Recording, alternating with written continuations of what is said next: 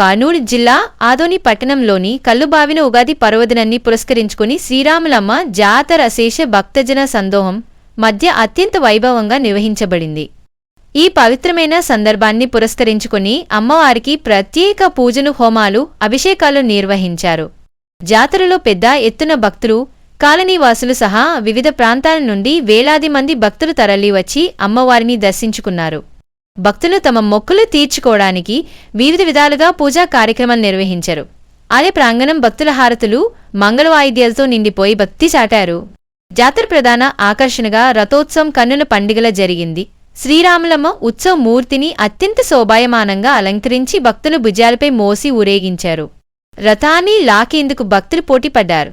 మంగళవాయిద్యాల నడుమ భజనలు, కోలాటాల సన్నివేశాలతో ఊరేగింపు మరింత భక్తిమయంగా మారింది. భక్తుల రద్దీని దృష్టిలో ఉంచుకొని పోలీసులు కట్టుదిట్టమైన భద్రతా ఏర్పాట్లు చేశారు. ఆలయ కమిటీ సభ్యులు, గ్రామ పెద్దలు, అధికారులు ఈ కార్యక్రమాన్ని విజయవంతంగా నిర్వహించారు.